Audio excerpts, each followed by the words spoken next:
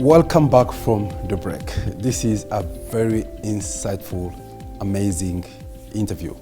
It's your responsibility as a CEO to sell the vision, the strategy to the rest of the organization, said Proscovia. And it's also your responsibility to make others buy into the vision.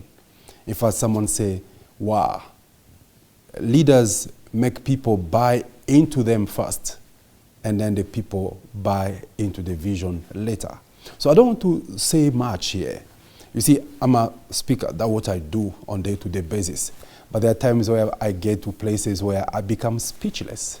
And this was just one of them. So I'd like you to come with me as we continue listening to this great insight and these great perspectives. Let's take a look again. Tell us the biggest challenges you face in executing strategy. Sometimes people are not aligned. You say strategy is the board and then the executive is executing.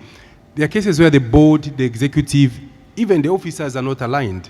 How do you create unity or purpose, bringing everybody shooting in the same direction? To bring alignment, it's an engagement of everyone in the organization. Mm-hmm. As a CEO, it will be very, very unfortunate if I developed my strategy in isolation without consultation. So you have to make sure that everyone is engaged in the strategy formulation process. And then make sure that everyone can tell that story. If in Unoc, our purpose is to create value for generations, how does everyone create to that generation of value for generations? And then, of course, everyone has to have clear key performance indicators. The initiatives have to be clear. They know the decisions they're accountable for. Yep. They know the actions they're supposed to take. Mm-hmm. It's not easy, but when you engage people, empower them with the right information, mm-hmm. they should be well able to execute the strategy. Yep. What about when you set strategies, but then market dynamics shifts? Absolutely, and I think we've experienced that. Your strategy should be agile enough to recognize the emerging trends in the market, and those could be regulatory, some could be policy, others could be environmental related, and my sector is not so different from that. Sometimes there are conflicts within teams where people don't believe in a strategy, or people don't bring their A game in strategy. And I know CEOs, sometimes they have this pain point in terms of accountability, people not showing up to the game. What do? How do you align? How do you bring again together people to believe in it, to run for it, and give their best into the strategy? That's a good question. Mm-hmm. I think it all starts from setting the right culture within the organization. Okay. Because as traditionally it's said, that culture will eat strategy for breakfast. Mm-hmm. So you have to put a lot of effort. The case that we had at Unoc, imagine in 2016, when we started being operational, we were recruiting people from different walks of life. You have people from mainstream government like myself, people who are coming from parastatals, NGOs, private sector.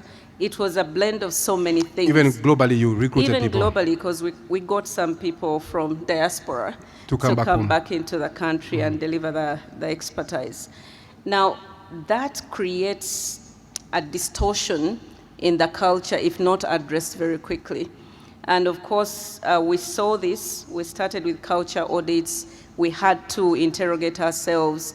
We actually put out a survey which some people argue would have done differently, mm-hmm. but we allowed the staff to check the CEO, to check management, to check middle management, and to check the entire organization. And it was interesting because as a CEO, you need to know, what your staff feel about you.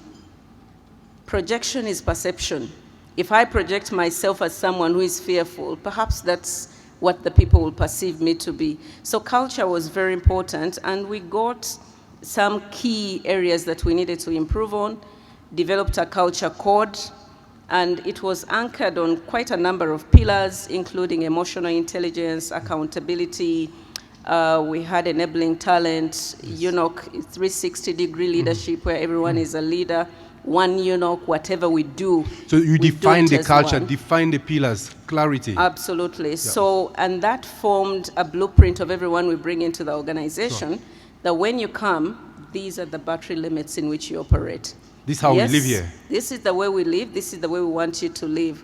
We can appreciate you can come in with your new ways of doing things, but let's start with the basics. This is the way we do things.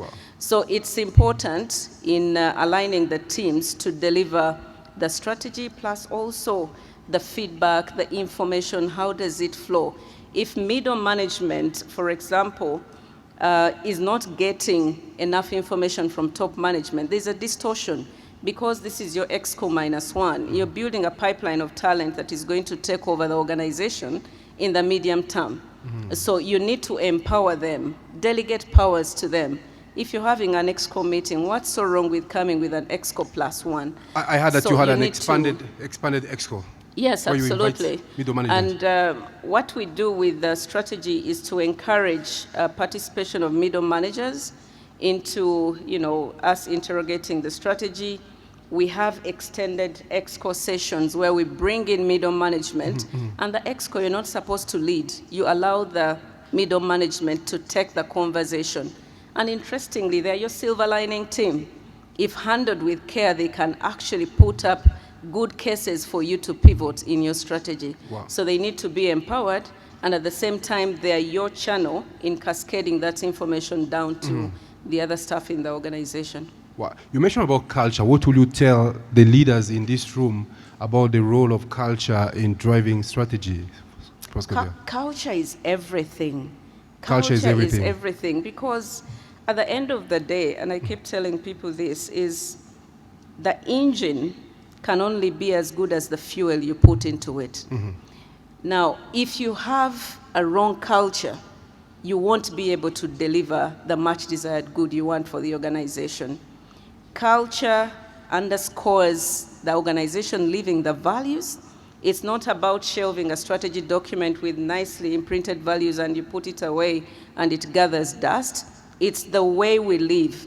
At Unoc, and recently I was invited for a cup of tea by a friend of mine, and I met his colleague who is an entomologist. And I was wondering, what do I have to do with entomology? But the conversation we ended up having was related to insects, but I think it bears interest in the dialogue we are having today. And he was using ants to explain culture and strategy execution. Will you tell us one or two stories? Of course, the ants, this is the way he put it, that every ant, in a way, has a particular role to play in the colony. Of course, you have the queen that is laying eggs, you have the male one that is mating with a female and immediately dies after. And then you after mating, they die. Wow. And then you have the soldier ants. Thank God we are humans, right? Then you have if that was happening, everybody would be dead in this room. Absolutely. And it was so interesting that I got intrigued by it in terms of strategy execution, that he goes on to say that even within the soldier ants or the worker ants, there is categorization of the role of every worker ant. Those that bring food, those that are supposed to protect the colony, those that are so different things. And even when they shift in roles, there is a certain chemical that they release, and whoever is replacing knows exactly what they're supposed to do. So I'm not an entomologist by any chance, but it was clearly highlighting the way strategy can be executed seamlessly without ambiguity, that everyone knows the role they need to play within the colony. Wow. Before I let you go, Proscovia, what do you do for fun? I know oil work is tense, risk and all these things. What does Proscovia do for fun? I'm not sure you want to know, but there are some things that I love doing. Sure. Of course, I sing. Wow. I love to sing for sure. No question about that. And I know you go to schools to inspire kids. You speak. Yes, I do. I do. I've done a couple of motivational talks to a number of schools, secondary to the oil and gas project schools that we have. And I think Stephen will also attest to some of the passions I have around mentorship and being part of the faculty for the CEO Summit. Yes. So yes, there's so many, and I love farming as well. So. Wow. As we finish this episode today, I would like to invite you again to our upcoming Elevate Your Career coaching program that will be facilitated by myself and Robert Burale, starting 26th of February 2025 at the Kampala Serena Hotel. Once a month, we'll have an in-person coaching session. And for 12 consecutive weeks, we'll have online engagements, 90 days of transformation. But then, who should attend this particular program? Do you feel like your career is on hold? Anyone feeling like they've hit a dead end? Anyone feeling like they need to get unstuck in their career? Anyone feeling like they are sick and tired of being sick and tired of their current role?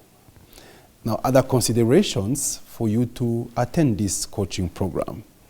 Do you feel redundant yet you have a full-time job? Do you dread going to work in the morning most of the time? Are you working and thinking about above your pay grade? You're thinking your work standard and quality is far above your pay grade.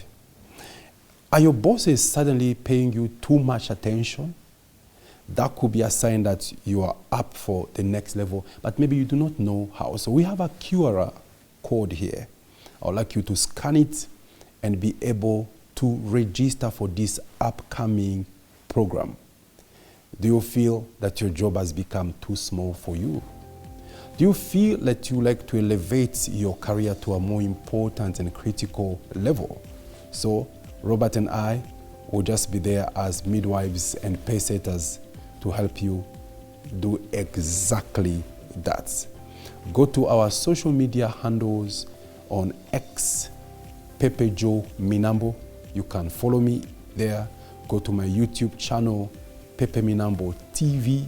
You can get most of our information and videos there. You can also go to LinkedIn at Pepe Minambo. That's my account. You can go on TikTok, Pepe Minambo. So until next time, I would like to challenge you to remain inspired. Courtesy of Centenary Bank, our bank, this broadcast was made possible to you.